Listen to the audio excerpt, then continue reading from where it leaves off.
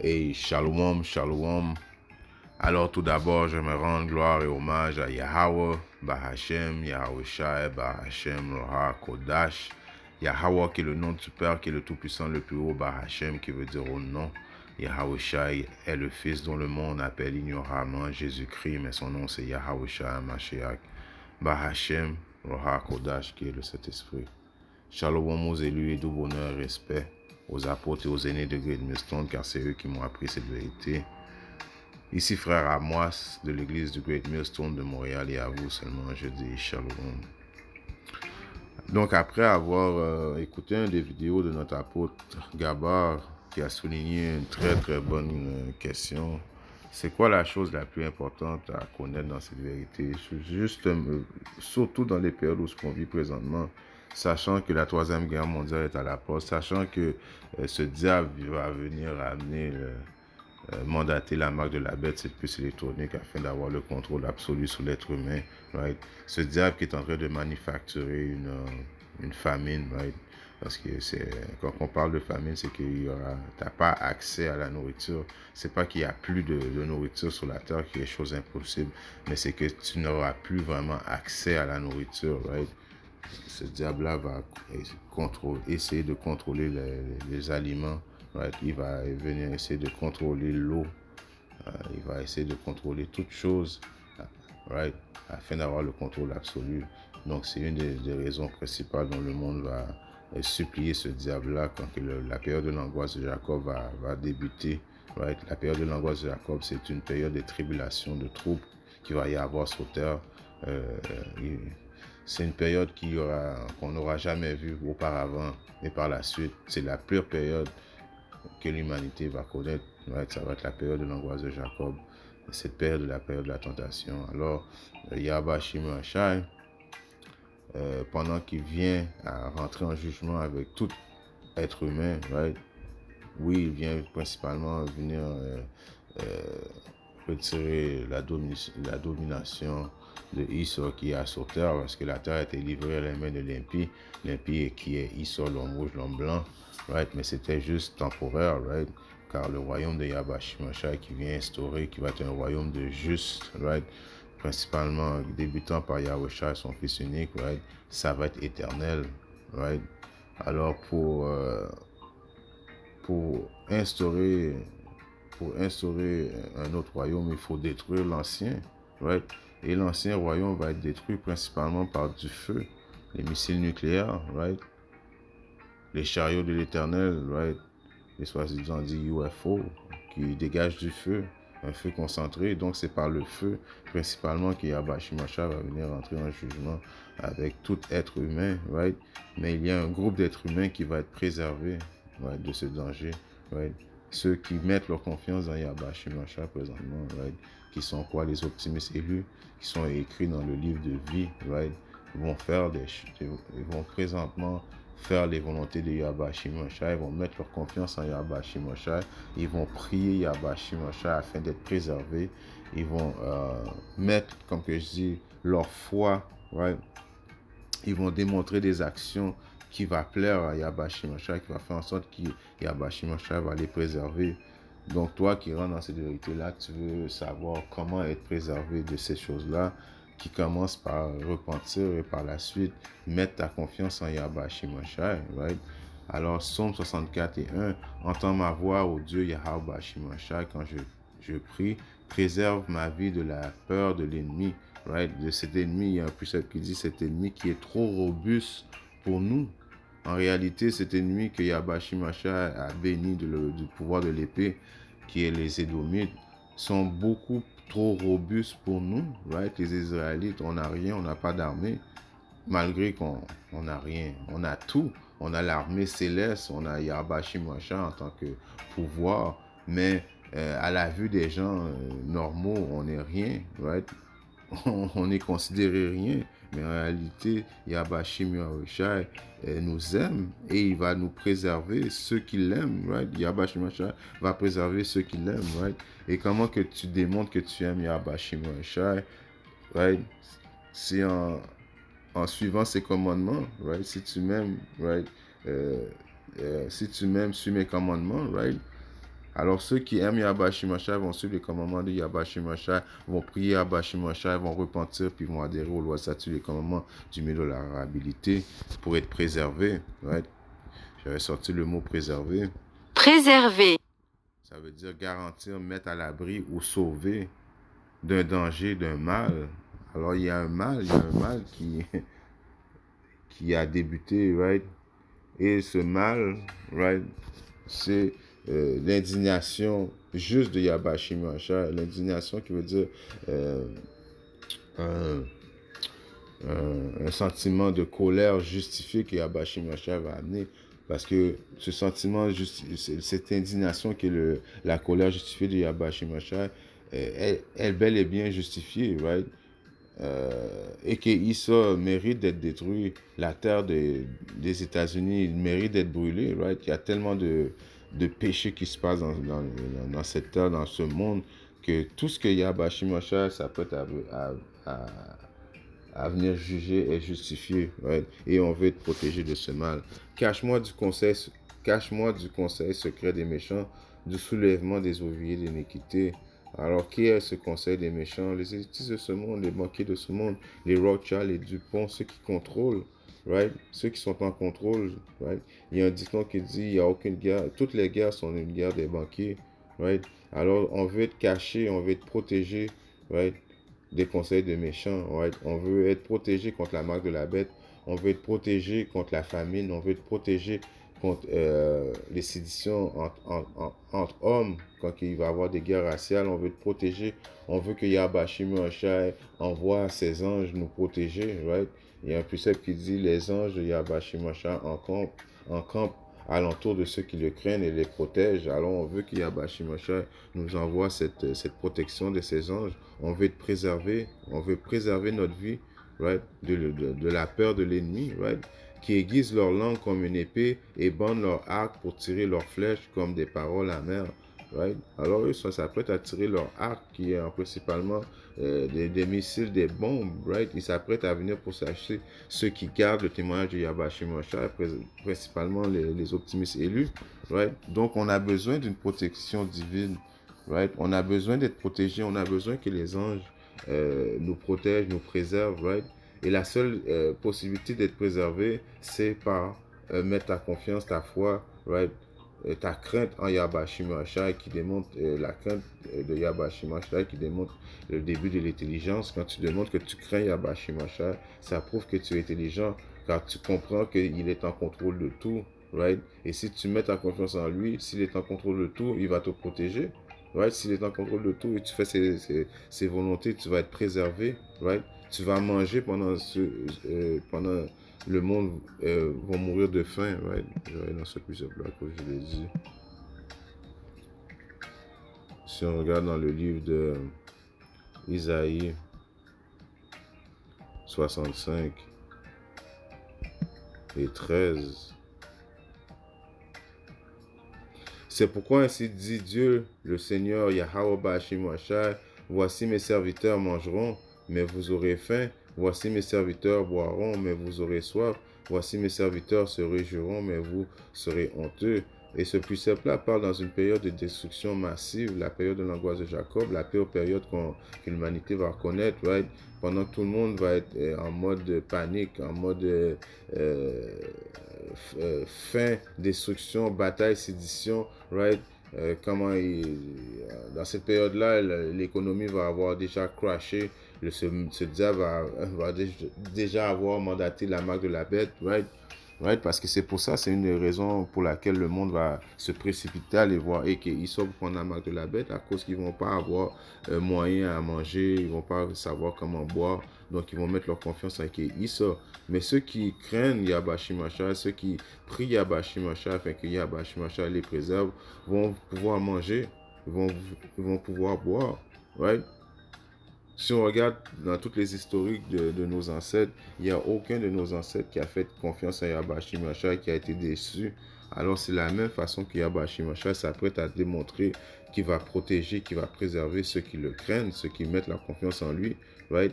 Donc ça, c'est une des choses principales à savoir dans la vérité, comment je vais être préservé de la destruction. Right? À cause tu veux pas mourir brûlé, right?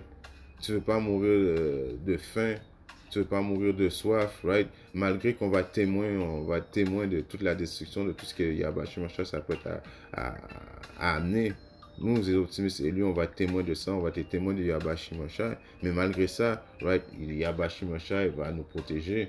Il y a un puissant qui dit, 1000 vont mourir alentour de toi, mais rien va t'arriver. En voulant dire, je vais te préserver, right? Comme la prunelle de mon œil, right? Les Israélites sont comme la prunelle de l'œil de Yahweh Shimashai. En voulant dire, Yahweh Shimashai aime les Israélites, right? Principalement dans cette période-là, les optimistes élus, right? Ceux qui font ses volontés. Mais éventuellement, Yahweh Shimashai aime tous les Israélites. Les 2 tiers d'Israël vont mourir parce que justement, ils ne vont pas être préservés. Ils ne vont pas avoir mis leur confiance en Yahweh Shimashai. Donc, ils vont devoir mourir, right? Mais ils vont revenir dans le royaume, right? Si on regarde un precept que j'avais sorti, qui est dans le livre de 4 Esdras 9 et 7, tout homme qui aura été sauvé et qui aura pu s'échapper par ses œuvres ou par la foi en laquelle il a cru. Donc, il y a un moyen d'être sauvé, right? Qu'on va pouvoir s'échapper du danger par nos œuvres, right? Les vidéos qu'on fait présentement, c'est un moyen d'être préservé, right? Aller dans les haies, dans les rues en train de prophétiser, c'est un moyen de s'échapper, right? Repentir, revenir dans les bonnes grâces de Yahweh Shimashai, adhérer aux lois, statuts, les commandements du milieu de l'habilité, c'est un moyen de s'échapper. Et par la foi ou laquelle il a cru, et principalement la foi, mettre ta foi en Yahweh Shimashai. Et la foi, c'est un cadeau donné de Yahweh Shimashai, right? Tu peux pas décider d'avoir la foi, c'est Yahweh Shimashai qui décide de donner la foi, right? Celui-là survivra au danger prédit et verra mon salut sur ma terre et dans mes frontières que j'ai sanctifiées pour moi, right? De toute éternité. Alors ils seront stupéfiés ceux qui maintenant se sont détournés de mes voies et demeureront dans les supplices ceux qui les ont rejetés de façon dédaigneuse. Alors le monde, quand ils vont voir que, bon, il y en a qui vont sortir, pendant que les bombes nucléaires, imaginez les bombes nucléaires sont en train de s'attarder sur le sol, right? On entend beaucoup de bruit, right? On voit Yahweh Shimashai transpercer le ciel, on voit le danger, on sent la vibration, right? Et pendant ce temps-là, tout le monde panique. Les bombes nucléaires s'apprêtent à tomber. Les avertissements ont été émis. Right? Tout le monde voit ça. À cause ça va être télévisé. Cette destruction-là va être télévisée. So, imaginez les bombes arriver et vous voyez qu'il y en a parmi vous. Right? Ceux qui ont mis la confiance en Yahweh Shimashai se font sauver à la dernière seconde. Right? Alors, ça va faire quoi? Ils vont rester stupéfiés. Right? Ceux qui n'ont pas cru en Yahweh Shimashai, ils vont être choqués. Right? Alors, vous voyez qu'il y a un moyen d'être préservé du danger. Parce que le danger est inévitable. Le danger, Yahweh Shimashai vient amener son indignation. Comme que j'ai dit, c'est la colère justifiée. Une colère justifiée qui veut dire indignation. Right? Et ils vont être stupéfiés de voir comment aussi Yahweh Shimashai va préserver ses élus, ceux qui ont mis leur confiance en lui. Right? Isaïe 30 et 5. Right? Comme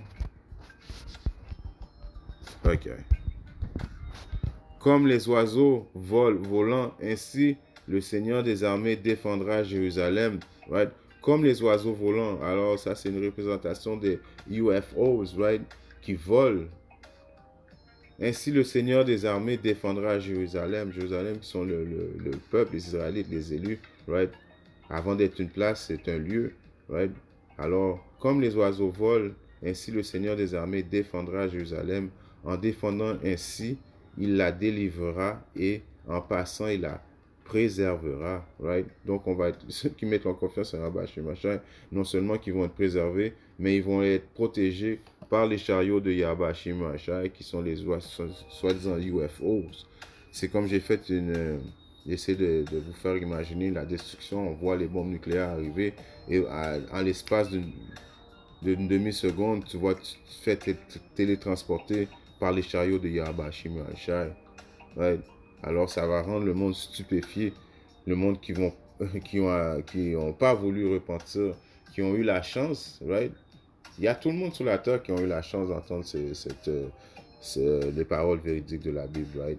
Les optimistes élus sont dans quasiment les quatre coins du monde en train de prophétiser. Et s'il y a une place qui n'a pas d'optimistes élus en train de prophétiser, il y a à quelque part des vidéos sur YouTube qui se font constamment, principalement par le Great Millstone, qui vous fait part du danger. Donc, il n'y aura pas d'excuse dans laquelle j'ai pas entendu, j'ai pas... Non, right? Alors, ceux qui vont avoir mis leur confiance en Abashi Machar vont se faire défendre comme les oiseaux volants. Ainsi, le Seigneur des armées défendra Jérusalem. En la défendant, ainsi la délivrera et en passant, la préservera.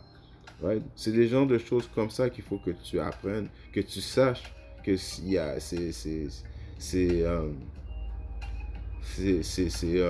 la chose la plus smart que tu peux faire, c'est de mettre ta confiance en Yabashi Machar. Car ceux qui ont de l'argent ne va pas pouvoir te sauver dans cette période-là. Il n'y a rien qui va pouvoir te sauver dans cette période-là, right?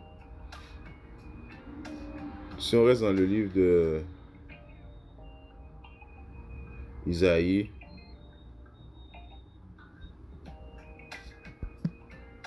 on va aller dans Isaïe 36 et 20.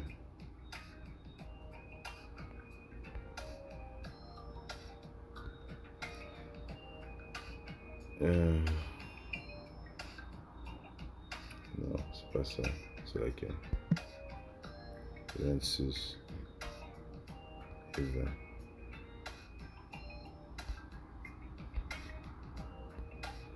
Viens, mon peuple, entre dans tes chambres et ferme les portes sur toi. Cache-toi pour un petit moment jusqu'à ce que l'indignation soit passée. L'indignation, la colère justifiée de Yabashi Machar.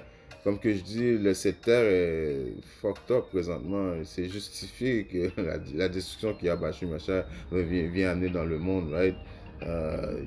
Les philosophies de ce diable qu'il a propagé sur la terre, right? Tu fais qu'est-ce que tu veux, on fait qu'est-ce qu'on veut, on peut faire, il n'y a pas de, justement, de loi qui justifie le mal, right?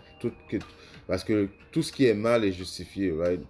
Je vais donner un exemple qui est un exemple banal, mais regardez ceux qui connaissent la boxe, right?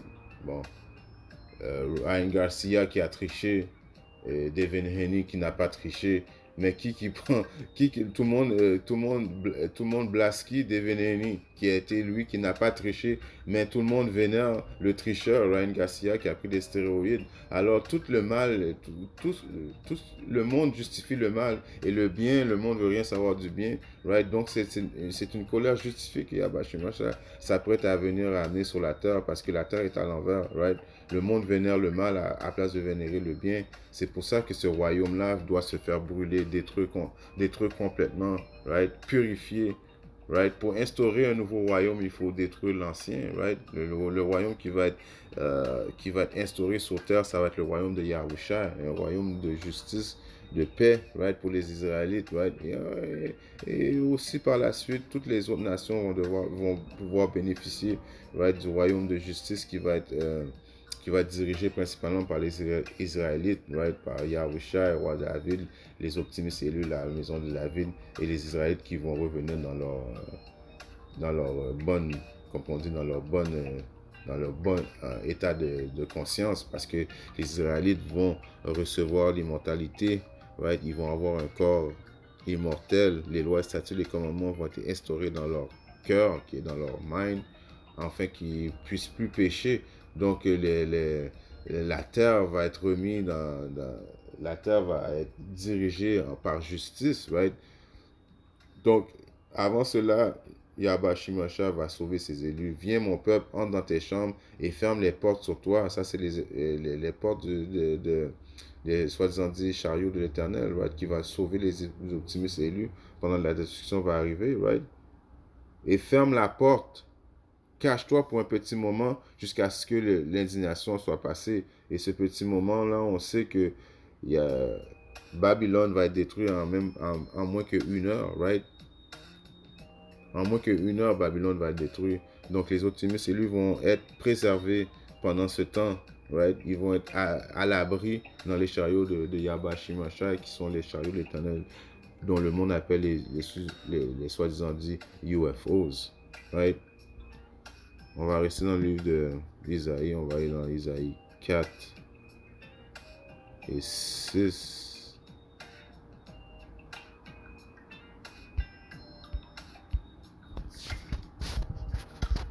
Dans le livre d'Isaïe 4 et 6, il est écrit: et il y aura un tabernacle pour ombrage de jour contre la chaleur et un lieu de refuge et d'abri contre la tempête et la pluie.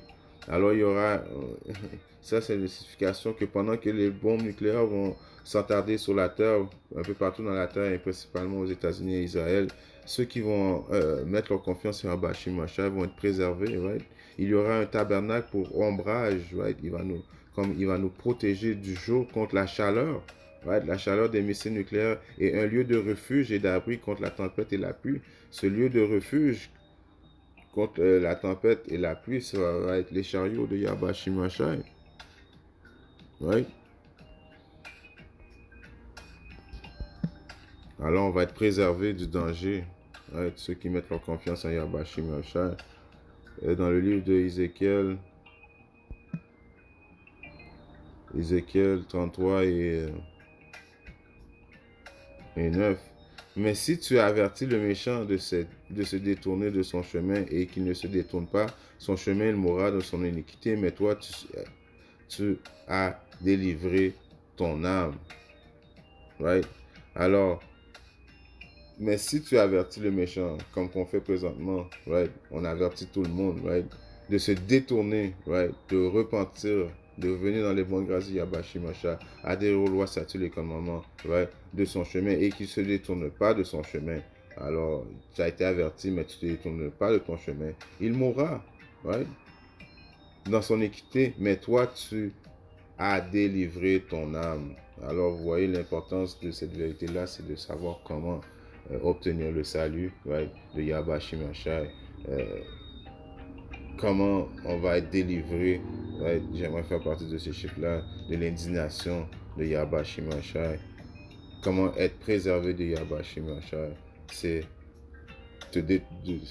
en commençant par te repentir, mettre ta foi en Yahweh Shemashai, right? Prier Yahweh Shemashai, changer tes façons d'être, right? Adhérer aux lois, statuts, les commandements d'humilité, faire en sorte que Yahweh Shemashai, quand il va voir ça, il va pouvoir te préserver, right? Tu vas te montrer digne du salut de Yahweh Shemashai, right? En espérant que cette leçon a été édifiante, et si Yahweh Shemashai le veut, je reviendrai très bientôt avec notre leçon. Shalom.